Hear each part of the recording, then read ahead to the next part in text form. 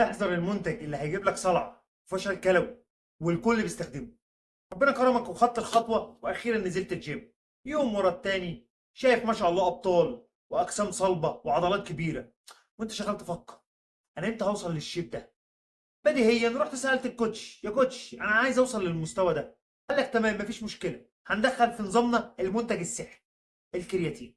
ودي هتبقى تاني حلقه معايا في سلسله المكملات الغذائيه السبلمنتس، وهو الكرياتين. تاني اشهر نوع بعد الواي بروتين استخداما على مستوى العالم. نعرف مع بعض في الحلقه دي ايه هو الكرياتين، آلية عمله في جسمنا، ازاي بيشتغل في جسمنا، مين الناس اللي تستخدمه، مين الناس اللي محتاجينه فعلا، والجرعات اليوميه. وطبعا لازم اكلمك في اخر الفيديو عن اضراره، وفي اخر الحلقه هديك نصيحه ازاي تستخدمه في رمضان او تتجنب سلبياته في رمضان. رقم واحد، ايه هو الكرياتين؟ قبل ما تستخدم اي منتج لازم تعرف ايه هو وازاي بيشتغل في جسمي عشان تعرف انت محتاجه وتعرف ايه جرعته. الكرياتين هو مركب طبيعي مشتق من الاحماض الامينيه، تحديدا من عيله الفا امينو اسيد ديريفايدز، وبيخش في تكوينه الارجينين وجلايسين، وبينتج في جسمنا في ثلاث اماكن: الكلى والكبد والبنكرياس، وبينتجوا تقريبا 95% منه في اليوم. بينتج تقريبا يوميا جرام. حلو، الجسم عندي بينتج منه جرام في اليوم، محتاج ليه استخدمه من مصدر خارجي. تعال نعرف آلية عمله علشان تعرف انت هتحتاجه ازاي او هتبقى محتاجه ليه. آلية عمل الكرياتين تاني حاجة معايا في الحلقة دي. آلية عمل الكرياتين ازاي بيشتغل؟ آلية عمل الكرياتين، الكرياتين لما الجسم بينتجه او بدخله من مصدر خارجي بيبدأ يتخزن فيه بنسبة أكبر في العضلات وفي خلايا المخ. كل جزء من الكرياتين جسم بينتجه أو بدخله من مصدر خارجي بيتخزن جوه خلايا العضلة، وجزيء الكرياتين ده وهو داخل يتخزن جوه العضلة بيسحب معاه جزيء مية. فكل جرام أنت بتستخدمه إذا كان إنتاج طبيعي أو خارجي بيبدأ يسحب معاه جوه العضلة بمية، بالتالي بيشبع العضلة بالمية. بدخل كمية المية اللي العضلة محتاجاه بتوصل لمرحلة اسمها مرحلة التشبع، بشبع العضلة بالمية. لما العضله تتشبع بالميه بتبان اكبر واقوى، وبيزود القوه الاي تي بي، بتزود الاستامينا بتاعتك، بتزود الاندورنس اللي هو التحمل بتاعك. بما اني اتكلمت عن آلية عمله وازاي بيشتغل في جسمي، تعالى اكلمك بعدها على طول على فوائده او امتى بتظهر النتيجه بتاعته. وده ده اللي بيهم كل رياضي وكل واحد بيستخدمه. الكرياتين بعكس معظم المنتجات اللي احنا بنستخدمها كرياضيين، هو نتيجته مش لحظيه، ما بيبانش على طول. يعني مش نفس اليوم هاخده فهيفوقني، مثلا زي البري ورك اوت، باخد البري ورك اوت فيديني طاقه لحظيه، انا هفوق دلوقتي وهتمرن دلوقتي وبعد شويه بيروح. البروتين الجسم بيستخدمه على طول، بيخزنه بيستخدمه في بناء العضلات، هو مش لحظي، هو تراكمي. علشان كده في ناس بتستخدمه 3 جرام في اليوم، في ناس بتستخدمه 5 جرام، في ناس بتستخدمه 20 جرام في اليوم. هفهمك كل ده في بوينت الجرعات. لكن هو بيبدا يبان انت معايا، بيبدا تبان نتيجته من 21 ل 30 يوم، والاقي منه نتيجه خرافيه بعد 90 يوم.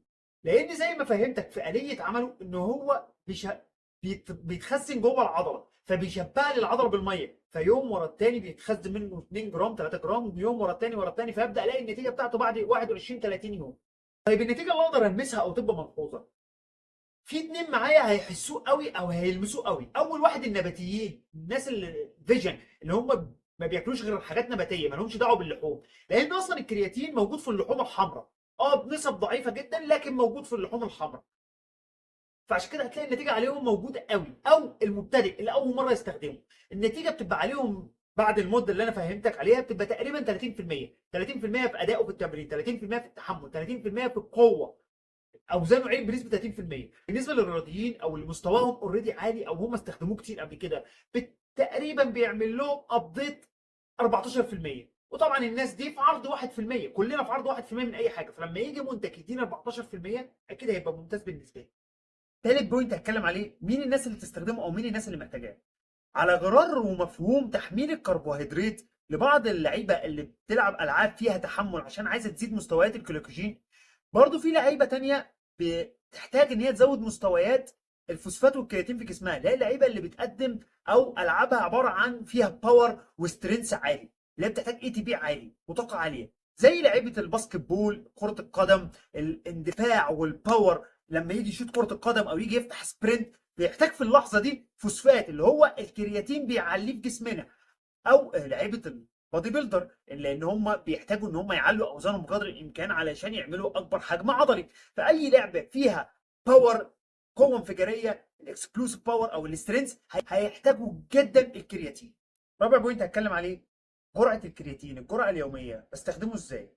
في اختلافات كتير قوي في الموضوع ده. في ناس بتمشي بحاله اسمها حاله اللودنج او التحميل، بس ده مش يعني ما بينفعش مع المبتدئين، مع ان معظم الكباتن او المدربين بيستخدموه مع المبتدئين علشان هو جسمه ما فيهوش اصلا كرياتين، ما عندوش تشبع منه، فبيحاول انه يعمل له تشبع منه.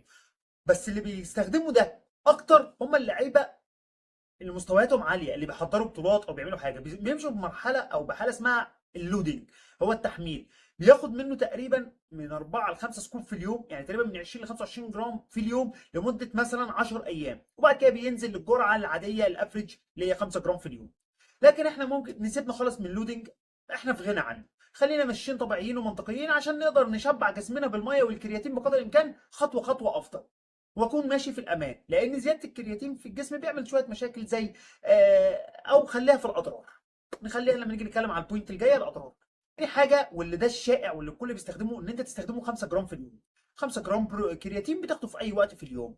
زي ما فهمتك هو ما بيشتغلش لحظي، هو بيشتغل تراكمي. فانت مش ما فيش حاجه اسمها قبل التمرين ولا بعد التمرين ولا في التمرين ولا صبح ولا ليل، خده في اي وقت. انا باخده امتى؟ انا باخده بعد التمرين مع الواي بروتين، وشكرا على كده. في طريقه ثالثه ودي لازم انتبه فيها. لو انا باخد بري ورك اوت، حاجه بتديني طاقه، معظم البري ورك اوت بيكون فيهم كرياتين، والغالبيه بيكون فيهم 3 جرام. فكده لو خدت 3 جرام مع 5 جرام كرياتين كده 8 جرام. ما عنديش مشكله انك تاخد 8، لكن لازم تبقى فاهم انك بتاخد جرعه زياده شويه، فمحتاج ميه اكتر، فبالتالي لازم تبقى منتبه لده.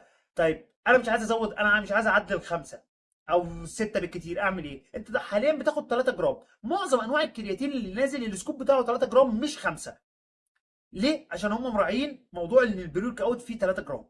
فدلوقتي انت تاخد البريورك اوت قبل التمرين بيديك 3 جرام كرياتين، وتاخد 3 جرام بعد التمرين مع الواي بروتين. يبقى كده معاك 3 حالات. اللودنج بلاش منها لو انت لسه مبتدئ او انت ما بتحضرش بطولات. الافريج اللي هو 5 جرام بروتين اللي هو 5 جرام كرياتين في اليوم، ده الشائع اللي الكل بيمشي عليه. او لو تاخد بري ورك اوت لازم تركز هو في كام جرام. لو في جرام عادي خد 5، في 2 ممكن تاخد 4، طب في 3 خد سكوب واحد 3 جرام. يبقى كده دي الجرعه بتاعته اليوميه، ولازم تزود الميه لان هو بمنتهى البساطه بيشتغل بالميه. خامس بوينت معايا الاضرار. ايوه كلمني على الاضرار، لان انا سمعت عليه كلام كتير يا كوتش. صلع، فشل كلوي، بيدمر لي خصيتين. انا عايز اعرف الكلام ده صح ولا ايه. الكرياتين معروف عنه انه اكتر منتج معمول عليه دراسات بحثيه على لعيبه كتير في اكتر من مؤسسه في اكتر من دوله، ان هو امن منتج تقدر تستخدمه. رقم واحد. رقم اتنين، فعالياته عاليه قوي. رقم ثلاثة، مفيش لاعب بادي بيلدر هاوي او محترف ما بيستخدموش. تخيل كل دول كانوا صلح، تخيل كل دول كانوا جالهم فشل كلوي، وكل دول كان جالهم حكم. يبقى زي ما بنقول دليل عقلي ودليل نقلي امن جدا. يعني كل الشائعات اللي عليه اذا كان صلع فشل كلوي الكلام ده غير صحيح بالمره. طب امتى يتعب لي الكلى بتاعتي؟ لو انا زي البروتين بالظبط، لو انا عندي مشكله لا قدر الله في وظائف الكلى، فعلا يعمل لي مشاكل في الكلى ويأثر عليها ويأثر على وظيفتها ويتعبها وينهكها. لكن ده لو انا عندي مشكله في وظائف الكلى.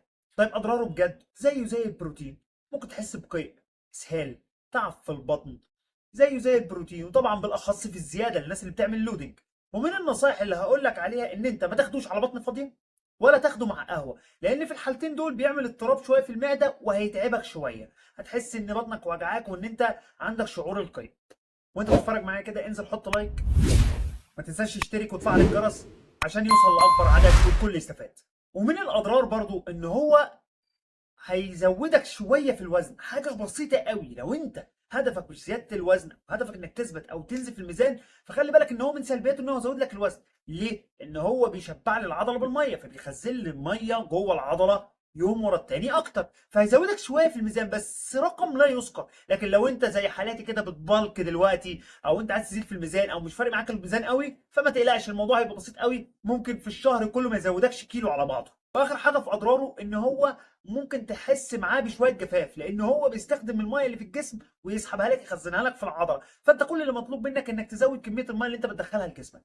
النصيحه اللي قلت هقولها لك في اخر الحلقه ازاي تستخدمه في رمضان، او ازاي تتجنب سلبياته في رمضان. دلوقتي زي ما انا قلت لك وكلمتك عليه، هو بيشتغل بالميه، هو عايز ميه يسحبها يحطها جوه العضله، يبقى كده محتاج كميه ميه اكتر عشان ما يتعبش الكلى او ينهكها. انت محتاج كميه ميه زياده. طب احنا في رمضان بنصوم لفتره طويله وبنفطر جزء قليل، يبقى انت معاك حاجه من الاثنين: يا اما تشوف نفسك هتعرف تشرب الميه المطلوبه منك ولا لا. والحمد لله ان رمضان السنه دي جاي اصلا في الشتاء، فمش هنحتاج ميه كتير، فعشان كده ممكن نستخدمه واحنا مستريحين. بس برضه لازم تنتبه انك تاخد الميه المطلوبه منك. لو حسيت ان انت مش هتقدر تدخل كميه الميه المطلوبه منك عشان يشتغل وعلشان تحمي نفسك والاعضاء الحيويه ومنها الكلى بالاخص، حاول انك انت تقلل الجرعه. لو بتاخد 5 جرام خليهم 3. طيب انا ما بشربش ميه وحالتي صعبه وزي الزفت، يبقى الافضل ان انت تكنسله في رمضان او تاخده يوم ويوم لا. يبقى منها هتستفاد بنص الاداء بتاعه وتطلع سليم وتطلع في الامان. ويستحسن لو انت مش هتشرب ميه كويس انك توقفه في رمضان او تقلل النسبه زي ما فهمت، عشان جسمك ليه عليك حق. وزي ما بقول لك دايما، خليك رياضي، خليك صحي، خليك ذكي.